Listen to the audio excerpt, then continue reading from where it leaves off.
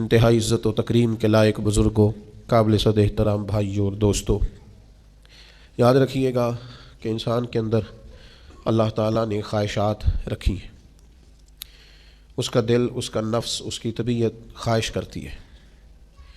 بھوک کی خواہش، کھانے کی خواہش، پینے کی خواہش، اچھے لباس کی، اچھی خوراک کی، پھر اس کے بعد وسیع گھر کی خواہش، گاڑیوں کا شوق، نسل نو کے اندر موبائل اچھا رکھنے کا خیال، یہ خواہشات انسان کی طبیعت میں پیدا ہوتی ہے۔ لیکن کوئی بھی چیز ایسی جس کی انسان طلب ذرا زیادہ پیدا کر لے، وہ بعض اوقات انسان کے لیے نقصان کا باعث ہو جاتی ہے۔ خواہشات نفس ثانیہ جائز حد تک ہوں تو ان کو پورا کرنے میں حرج نہیں ہے، لیکن بعض اوقات رزق حلال بھی ہو، آپ کا اپنا بھی ہو، محنت کا کمایا ہوا ہو، تو پھر بھی اسے معتدل ہی کھانا چاہیے۔ بہت زیادہ کھا لینے سے انسان کی طبیعت خراب ہو جاتی ہے، اس میں بگاڑ پیدا ہوتا ہے۔ اب کوئی شخص کہے کہ میرا اپنا پیسہ ہے اور میری خواہش ہے کہ میں اچھا کھانا چاہتا ہوں، تو کھائے، لیکن ڈاکٹر کہتے ہیں حکمت کا تقاضا ہے اور سنت اور شریعت کا سبق بھی یہ ہے کہ اگر بھوک رکھ کے کھائے گا تو طبیعت ٹھیک رہے گی، ورنہ بیمار ہو جائے گا۔ تو آپ کی کوئی خواہش اگر جائز بھی ہے تو آپ کو منع نہیں کیا جا رہا، آپ اپنی خواہش کو پورا کریں، لیکن جائز خواہشات بھی اگر ایک حد تک ہوں تو اچھی رہتی ہیں۔ اگر وہ حدود سے تجاوز کرنے لگتی ہیں تو وہ تکلیف کا باعث بننے لگ جاتی ہیں، بندے کو پریشان کرتی ہیں، اور پھر آہستہ آہستہ لوگ خواہش کے نام پر حریص ہونے لگتے ہیں، لالچی ہونے۔ مثلا ایک بات ہے، آپ اس کو سمجھیے گا، کسی شخص کا اچھا کھانا کھانے کی خواہش، روز ایک نیا ہوٹل تلاش کرے گا، وہ اس کے منہ کو ذائقہ لگ گیا ہے، آپ دیکھ لیجئے گا، نئے سے نئے کھانے، نئے سے نئے پروگرام، نئی سے نئی جگہوں پہ جانا، دوستوں سے مشاورت کرنا، پیسے ڈال کے کھانے کھاتے ہیں، پھر نکلتے ہیں، پھر دور دراز کے سفر، ختم نہیں ہوگی بات، وقت بھی ضائع ہوگا۔ بہت زیادہ کھانے کھانے سے نفسانی خواہشات بھی بڑھ جاتی ہیں، بیمار ہونے لگتا ہے انسان۔ کسی شخص کو خواہش ہے اچھی گاڑی کی، تو گاڑیاں تو ہر روز نئی سے نئی ماڈل کی آتی رہتی ہیں، تو پھر کیا کرے گا؟ آخر کس حد تک وہ اس خواہش کی تکمیل کرے گا؟ یہاں تو روز ایک نئی گاڑی آ رہی ہے، نتیجہ کیا ہے؟ اسی میں زندگی لگا دے گا۔ موبائل کا ماڈل ایک ختم ہوتا ہے اور ایک نیا نکل آتا ہے، آپ کس حد تک جائیں گے؟ آخر کیا کریں گے؟ کہیں تو کوئی نتیجہ ہونا چاہیے ان چیزوں کا۔ تو میرے بھائی، کہیں بریک لگانی ہے، کہیں رکنا ہے، کہیں آپ کو قناعت کرنی ہے، کہیں آپ کو ٹھہرنا ہے، اور پھر اس کے لیے لوگ کیا کرتے ہیں؟ لوگ سوال کرتے ہیں، لوگ ہاتھ پھیلاتے ہیں۔ بعض لوگ ایسے بھی ہم نے دیکھے ہیں جن کی طبیعت اس طرح کی ہو جاتی ہے کہ وہ کہیں بھی کوئی چیز دیکھ لیتے ہیں تو ہرس پیدا ہوتا ہے، لالچ پیدا ہوتی ہے۔ اس سے بچنا انسان کو روحانی طور پر مضبوط کرتا ہے۔ سیاستہ میں حدیث ہے، نبی اکرم صلی اللہ تعالی علیہ وسلم، نبی اکرم صلی اللہ تعالی علیہ وسلم ارشاد فرماتے ہیں کہ اللہ تعالیٰ نے جب جنت کو پیدا فرمایا تو حضرت جبریل امین علیہ السلام کو بھیجا کہ آپ جنت کو دیکھ کے آئیں۔ اب جنت کے انعامات، جنت کا فضل، جنت کا کمال، جنت کی نعمتیں، جنت کا حسن، یہ ساری چیزیں حضرت جبریل امین علیہ السلام نے جب دیکھیں تو عرض کی، مالک، ہر شخص خواہش کرے گا جنت میں جانے کی۔ تو حضور علیہ السلام تو سلام فرماتے ہیں، اللہ کریم نے فرمایا ذرا وہ مشقتیں بھی دیکھ لو جو جھیل کے جنت میں جانا ہے۔ تو حضرت جبریل امین نے جب ان مشقتوں کو دیکھا تو کہا، مالک مشکل ہی ہے، لوگ توجہ کریں تو ان مشقتوں کی، یعنی جنت میں جانے کا شوق تو ہے، لیکن وہ مشقتیں جن کو عبور کر کے جنت میں جانا ہے، ان مشقتوں کی طرف لوگوں کا راغب ہونا یہ آسان نہیں ہے۔ تو پھر اللہ تعالیٰ نے جہنم کو پیدا کیا تو جناب جبریل امین علیہ السلام سے فرمایا کہ ذرا دیکھ کے آؤ جہنم کا ہولناک منظر، بھیانک صورتحال۔ حضرت جبریل امین علیہ السلام نے دیکھی تو آ کے عرض کی، مالک کوئی بھی نہیں جانا چاہے گا، کبھی کوئی پسند نہیں کرے گا دوزخ کی طرف جانا۔ تو فرمایا ذرا ان چیزوں کو بھی دیکھ لو جو جہنم میں لے جائیں گی۔ تو خواہشان نفسانیہ، وہ چیزیں جو دنیا میں بندے کو لذت دیتی ہیں، وہ ساری چیزیں حضرت جبریل امین علیہ السلام نے جب دیکھی، ان چیزوں پر نظر پڑی تو عرض کرنے لگے، مالک یہ تو مشکل ہی ہے کوئی دوزخ سے بچ سکے، اس لیے کہ وہ جتنی نفسانی خواہشات ہیں۔ اچھا، مزہ صرف روٹی کا ہی نہیں، لوگوں کو باتیں کرنے کا بھی مزہ ہے۔ بعض لوگ اس لذت کا بھی شکار ہیں بیچارے، وہ کسی کو موقع نہیں دیتے، ساری باتیں خود ہی کر جاتے ہیں۔ پروٹوکول کا بھی مزہ ہے، اور بھی کئی سے کئی بیماریاں ہیں۔ حضرت حارث محاسبی رحمۃ اللہ علیہ فرمایا کرتے تھے، دیندار کہلانے والے لوگ نفس کی باریک چالوں کا شکار ہوتے ہیں۔ نیکی، تقوی اور پرہیزگاری کے نام پر دینی تعارف رکھنے کے باوجود تو بھائیوں ہر خواہش پوری نہیں کی جاتی۔ نفس بچے کی طرح ہوتا ہے، آپ ایک بات مانیں گے وہ ایک اور آپ کے سامنے رکھ دیں گے۔ کہیں قناعت کرنا ہے۔ اللہ تعالیٰ نے قرآن مجید میں سورۃ البقرہ کے اندر اصحاب صفا کی شان بیان کی، کہا کہ ان لوگوں کا حق ہے کہ تم ان پر خرچ کرو جو اللہ کی راہ میں روک دیے گئے ہیں، وہ محنت نہیں کر سکتے، باہر نہیں نکل سکتے، چل پھر نہیں سکتے۔ فرمایا تم انہیں ان کی صورتوں سے پہچان لو گے، لیکن ان کی شان پتہ کیا ہے؟ لا یسألون الناس الحافا، ضرورت مند ہے وہ، اللہ کا قرآن کہتا ہے، لیکن لا یسألون الناس الحافا، وہ کسی سے لپٹ لپٹ کر سوال نہیں کرتے، وہ سوال نہیں کرتے کسی کے سامنے کہ کہیں گڑ گڑانا نہ پڑے۔ آج کتنا لالچ ہے لوگوں کے دلوں میں، آپ یقین کریں میں نے بڑے اس طرح کے غریب دیکھے ہیں کہ ان کے پاس کروڑوں روپیہ ہے لیکن بندے غریب ہیں، لاکھوں پڑے ہیں پر غریب ہیں۔ کیوں؟ کہ نفس کی دوڑ ختم نہیں ہو رہی۔ انہیں ایک اور ارب پتی آدمی ہے، وہ سونے نہیں دیتا، اس کی پجارو، اس کی گاڑی، اس کے بنگلے، وہ نیند ہی نہیں آتی، اتنے غریب ہیں، مالدار ہونے کے باوجود ان کی غریبی پر ترس آتا ہے کہ یار تم بس کر دو، اب اس لالچ سے، اس حیرت سے، اس ہوس سے باہر نکلو۔ مسند امام احمد بن حنبل کے 2 جملے نبی پاک کی حدیث کے، قربان جاؤں کیا انداز تکلم ہے، یا رسول اللہ عزت کیا ہے؟ تو حضور فرمانے لگے جو رب نے تجھے دیا اس پہ راضی ہو جا تو عزت والا ہو جائے گا۔ حضور ذلت کیا ہے؟ فرمایا لالچ نہ کرنا، کبھی ذلیل ہو جائے گا۔ حیرت میں، ہوس میں، لالچ میں ذلت ہے، اور رب جو دے دے اس پہ راضی ہونے میں عزت ہے۔ باعزت وہ آدمی ہے جو قناعت پسند ہے، جو اللہ کی عطا پر راضی ہے۔ بھائیو ہرس نہیں، دوسروں کی چیزیں دیکھ کر کبھی رال نہیں ٹپکنی چاہیے کہ جو مال جس کا ہے اللہ نے اسے دیا ہے، میرے لیے وہ بہتر ہے جو رب نے مجھے دیا ہے، جو رب نے اس کے لیے پسند کیا ہے وہ میرا تھوڑی ہے، میرا تو وہ ہے جو مالک نے میرے لیے پسند کیا ہے۔ وہ ہمارے ایک بڑے خطیب تھے زبردست، اور اللہ تبارک و تعالی اللہ ان کی قبر پہ رحمتیں کرے، بعض اوقات بڑے سادی بات کرتے تھے۔ تو ایک صاحب نے ان سے کہا شاہ جی فکر نہیں کرنی، پیسے سارے تو آڈے ہی نے۔ کہنے لگے نہیں بھائی مینوں بڑی فکر ہی، میرے وہی نے جڑے میری جیب وچ نے، میں ایسے ہی بے فکر نہیں ہوتا جڑے تیرے نے ہو، تیرے نے، میں تیرے پیسے تے بے فکر کیوں ہوا، جڑے تیرے نے ہو تیرے نے، جڑے میرے نے ہو میرے نے، میں بلا وجہ تیری اس بات پہ بھروسہ، فکر نہیں کرنی، پیسے بڑے نے تیرے کول بڑے نے نہ پائی، مینوں جڑی ضرورت ہے میں وہ دی فکر ہے۔ اس کو سمجھیں آپ، اس چیز کو، یہ استغنا ہے۔ اور نبی پاک علیہ الصلوۃ والسلام نے ارشاد فرمایا جو بندہ غنی ہونا چاہتا ہے نا، جو لوگوں سے بے نیاز ہونا چاہتا ہے، اللہ اسے بے نیاز کر دیتا ہے۔ جو چاہتا ہے نا میں بچ جاؤں لوگوں سے، بس مجھے اللہ ہی عطا کرے، تو حضور فرماتے ہیں اللہ بھی اسے غنی کر دیتا ہے۔ اور ایک حدیث میں حضور علیہ السلام نے فرمایا اگر کبھی مفلسی آ جائے تو مفلسی رب سے بیان کرنا، لوگوں سے نہ بیان کرنا۔ کبھی غریبی آ جائے، مفلسی آ جائے تو اکیلے بیٹھ کے رب کے حضور عرض کرنا، ہر بندے کے سامنے نہ روتے پھرنا، غربت بڑی آ گئی، حالات بڑے خراب ہو گئے، پریشان بڑا ہو گیا، کیا بتاؤں، لٹ گئے اور حالات نے جکڑ لیا، اور جناب کیا بتائیں فلاں دھوکہ دے گیا۔ فرمایا جو مفلسی لوگوں کے سامنے بیان کرے گا اللہ اسے غنی نہیں کرے گا، ترمذی میں موجود ہے۔ اور فرمایا جو مفلسی اپنے رب کے سامنے بیان کرے نا، اللہ دیر سے کرے یا جلدی کرے اللہ اسے غنی فرما دے گا، دکھ دور کر دے گا مالک اس کے۔ شرط یہ ہے کہ تھوڑے سے مضبوط ہو جائیں۔ اپنے لفظوں میں بات کروں تو ذرا یار اپنے آپ میں جینا سیکھیں، ذرا تھوڑا سا نا انسان کے پاس جو ہے اس کے اندر وفادار رہے، شاندار رہے۔ سانو تخت ہزارے دی لوڑ کی ہے تے نالے کی لگے شہر ببول دے نال، اسی تے اپنی بال کے سیکنے ہاں، سانو کی لگے کسے اور دے نال۔ یہ ضرورت کیا ہے ہم کو مطلب چکروں میں پڑنے کی، پریشان ہونے کی۔ میں سفر کرتا ہوں نا تو دوست مجھے کہتا ہے بڑی گاڑی لے آئے، میں کہ یار مزاح سے کبھی کبھی ذرائع محبت میں کہتا ہوں آپ کہہ رہے ہیں بڑی گاڑی لے آئیں، تو آپ لے آئیں گے پھر لے جائیں گے، تو وہی ٹھیک نہیں جو ہمارے پاس ہے، لے آئیں گے پھر لے جائیں گے، تو ہمیں کیا مصیبت پڑی ہے جی تھوڑی دیر کے لیے اس میں بیٹھے اپنی عادت خراب کریں۔ ہمارے پاس جو ہے وہ بہترین ہے، زبردست ہے۔ ایک دوست مجھے کہنے لگے میں 10 کو دن لیا نہ جاواں تہاڈی سیکیورٹی کراں گا، میں کہ یہاں تے پکا آنا آ جانا، تیرا پتہ چل 10 کو دین آ جاواں تو اتھے رہ جتے ہیں۔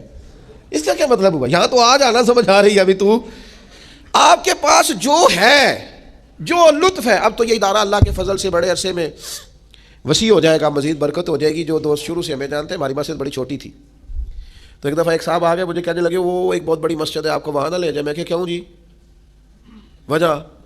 کہنے لگے وہ بہت بڑی مسجد ہے وہاں زیادہ تعارف ہو جائے گا۔ میں کہ چھوٹی مسجدیں رہ کے تینوں میرا تعارف ہو گیا نا، ہو گئی نا، آ گیا نا میرے بھائی، تو انشاءاللہ تعالیٰ باقیوں کو بھی تعارف ہو جائے گا۔ آپ پریشان نہ ہو، ہمیں جو رب نے دیا اتنا شاندار دیا ہے، اتنا شاندار دیا ہے کہ میں تو ناز سے کہا کرتا ہوں خدا جانے بلندی ہے کہ پستی، پر جہاں میں ہوں وہاں کوئی نہیں ہے۔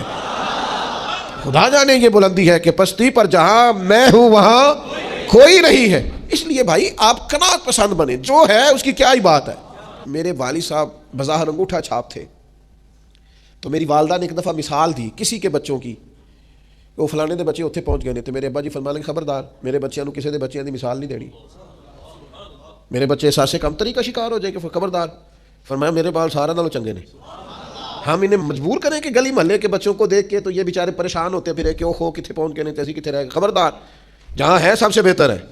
خدا کا شکر ہے آپ فالو کریں، کسی کو کرنا ہو پر نیکی کے کام میں کریں، پرہیزگاری کے کام میں کریں کہ یار وہ تقوی میں کہاں پہنچ گیا. اور یہی حضور نے ہمیں حکم دیا. نبی کریم علیہ السلام فرمانے لگے دنیا داری میں دیکھنا تو اپنے سے نیچے دیکھنا، دین میں دیکھنا تو اپنے سے اوپر دیکھنا. دین میں دیکھو وہ زیادہ عبادت کرتا ہے، زیادہ خرچ کرتا ہے، زیادہ متقی، ادھر دیکھو. اور دنیا داری میں دیکھو تو پھر ذرا نیچے دیکھو. عزیز بھائیوں، قناعت پسند بنے. کیا انداز ہے حضور کا سمجھانے کا.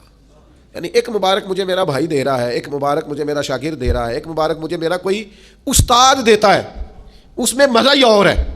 ایک مبارک مجھے کوئی نیک آدمی دے تو اس میں لذت ہی، اور اگر مبارک نبی کریم عطا فرمائے تو صلی اللہ تعالی علیہ وسلم.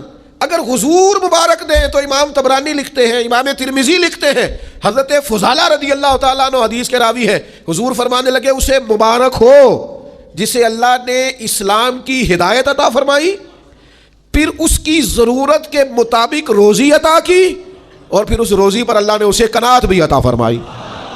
اسے حضور مبارک دیتے.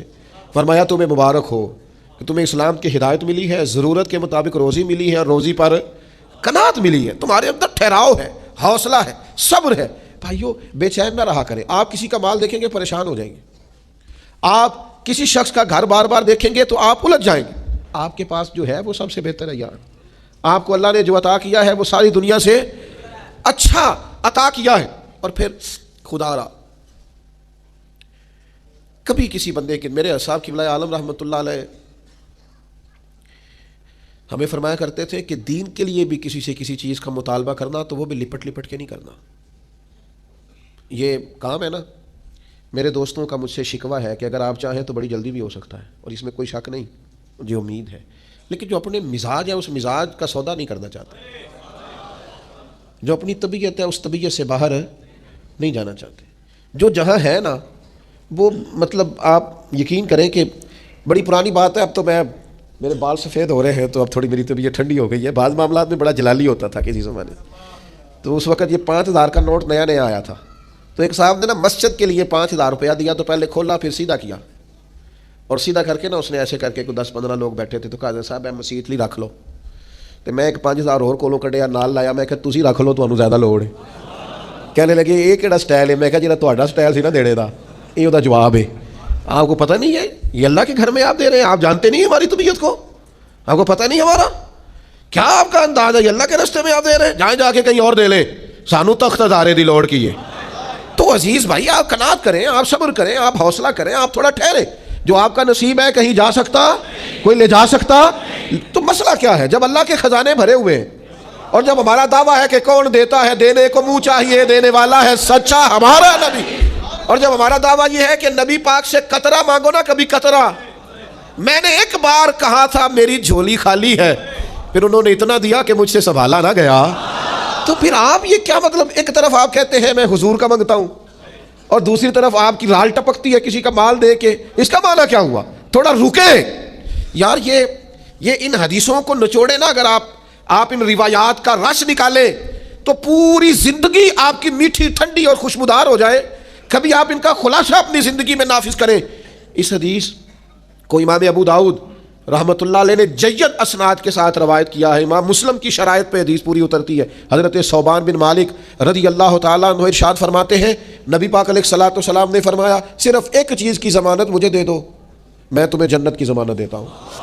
اچھا ایک حدیث میں 2 چیزوں کی ضمانت بھی ہے کہ تم مجھے 2 جبڑوں کے درمیان اور 2 ٹانگوں کے درمیان، یعنی شرمگاہ کی اور زبان کی ضمانت. اس حدیث میں فرمایا جو مجھے ایک چیز کی ضمانت دے گا نا، صرف ایک، لو جی بات ختم ہوئی.